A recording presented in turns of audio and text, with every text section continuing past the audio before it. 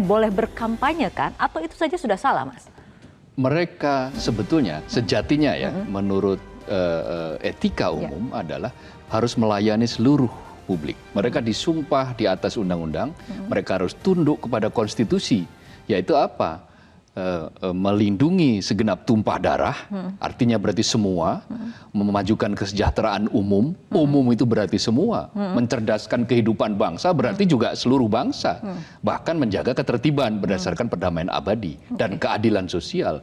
Jadi tugas-tugas para pejabat negara itu untuk publik, untuk kepublikan, baik yang memilih dia ketika pemilu atau yang tidak memilih dia.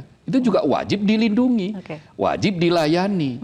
Nah, ketika pejabat itu menunjukkan preferensi kepada tokoh tertentu, itu ya secara umum tidak boleh, kecuali, karena ada pengecualian, kecuali mengambil cuti pada saat masa kampanye. Sekarang kan belum masa kampanye. Undang-undang yang berlaku masih umum dong, Undang-Undang Nomor 7 tahun 2017 tentang pemilu. Yang dalam salah satu ayat di pasalnya itu menyatakan bahwa pejabat negara, kemudian ASN, pejabat struktural maupun fungsional, itu tidak boleh melakukan kegiatan yang mengarahkan keberpihakan kepada apakah partai politik, calon tertentu. Semuanya diatur dan itu jelas melanggar. Saat ini kan belum masa kampanye. Jadi kalau tadi dikatakan, kalau ada yang mengatakan bahwa ini kan dilangsungkan pada hari libur, hari Sabtu, hari Minggu, tidak berdinas. Tapi kan ini belum masa kampanye. Oke, Mas. Tapi bagaimana kemudian terkait mengenai belakangan sudah ada kepala daerah yang terang-terangan memperlihatkan dukungan terhadap salah satu calon peserta pemilu. Nah, ada kemudian mengatakan kan ini baru calon. Ya baru calon, tetapi partai yang mengusungkan sudah sah, sudah ditetapkan.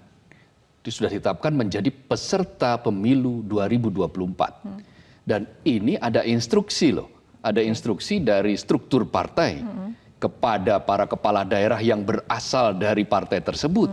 Itu artinya meskipun belum ada calon, bakal calon, tetapi kan partainya itu sendiri kan sudah partai yang sudah fix mengikuti pemilu di 2024. Ini instruksi yang dimaksud oleh Mas Kohar ya, mengenai betul. Ada instruksi dari partai. Dari pimpinan pusat. Artinya instruksi ini menegaskan bahwa ini ada organ partai yang bergerak.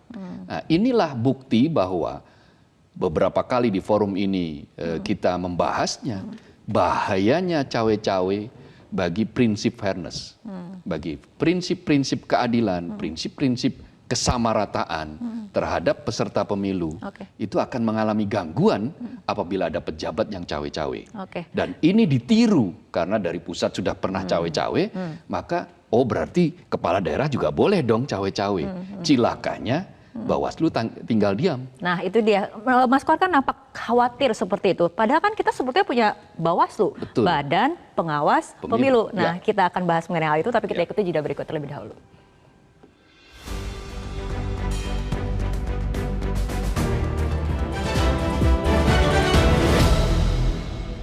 Terkait stiker kemarin, Mas, instruksinya dari mana, Mas? Semua kota melakukan ya. Dari bukan cuma saya saja. Nanti juga di kota-kota yang lain serentak juga hal yang sama. Di hari itu. Bukan cuma saya. Diakui secara terbuka, Mas Kohar. Dan beberapa wali kota Semarang misalnya, wali kota Surabaya juga mengakui bahwa itu ada instruksi dari pusat dan mereka merasa bahwa itu bukan kesalahan. Ini kan yang repot, menunjukkan bahwa loyalitas mereka sebagai kepala daerah itu masih kepada partai. Mereka masih membawa atribut sebagai petugas partai, padahal mereka disumpah untuk menjadi petugas rakyat yang melayani seluruh rakyat. Apakah rakyat yang memilih dia atau tidak, yang mencoblos partai yang sama dengan dia atau tidak. Hal-hal seperti itu mestinya harusnya sudah selesai ketika orang berada di bawah sumpah menjadi pejabat di level manapun. Idealnya seperti itu. Betul. Ya Mas Kohar. Tapi kan ini di satu sisi instruksi partai, di satu sisi lagi kenapa kita harus khawatir? Kan kita punya Bawaslu, Mas Kohar. Begini, Bawaslu sejauh ini kita harus kritik, dia melempem ketika harus berhadapan dengan tangan-tangan kekuasaan.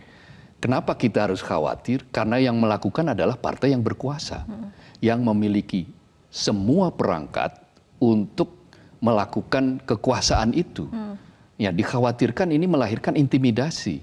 Ya buktinya kan masyarakat yang ditempel stikernya tidak ada yang berani menolak. Mereka takut hak mereka untuk mendapatkan fasilitas dari pemerintah setempat dicabut misalnya. Kan ada ketakutan-ketakutan seperti itu. Misalnya nanti meskipun tidak secara langsung diancam, tetapi kehadiran seorang wali kota, kehadiran seorang bupati, pokoknya kepala daerah, itu akan memberi efek teror dalam tanda kutip yang secara psikologis membuat warga itu ketakutan, tidak berani menolak, tidak berani memberontak karena hak-hak mereka untuk memperoleh layanan bisa dipersulit. Kan selama ini fakta-fakta ke arah seperti itu sudah ada. Nah, inilah kenapa diatur bahwa pejabat negara harus netral. Bawaslu sejauh ini bukan bagian dari the rule of law, tapi mereka masih rule by law. Apa itu berbeda? The rule of law itu berarti hukum tegak. Sementara rule by law itu hukum dipakai sebagai alat kekuasaan.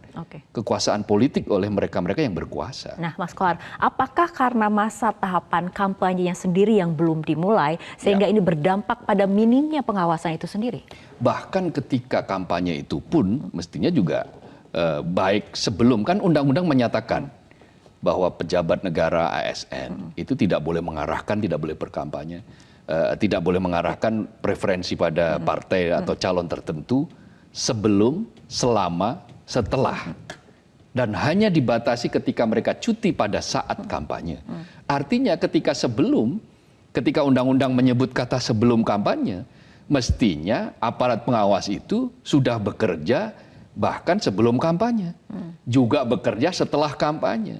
Jadi apa gunanya mereka dilantik, apa gunanya mereka berada di bawah sumpah, kalau ketika hanya bekerja hanya ketika 75 hari masa kampanye itu, yang jumlahnya sangat sedikit, sementara dia sudah menikmati fasilitas, lembaga ini sudah menikmati fasilitas dari negara, uang yang dipakai adalah uang rakyat dari APBN, ya kan, yang disetor melalui pajak, yang kemudian menjadikan itu APBN untuk menggaji mereka, untuk memberikan fasilitas pada mereka, lembaga-lembaga itu, maka ya mestinya otomatis mereka harus mengembalikan apa yang sudah diberikan fasilitas itu kepada bentuk kerja yang sangat profesional.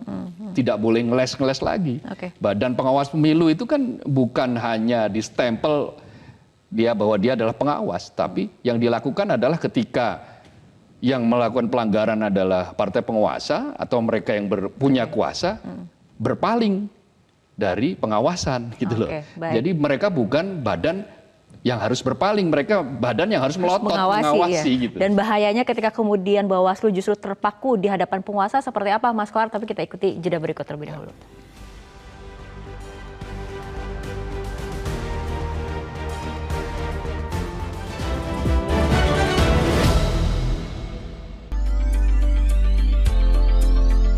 Kita lihat polling yang memberikan pertanyaan kepada para netizen. Perlukah Bawaslu mengambil langkah tegas terhadap aksi ilegal di luar masa kampanye?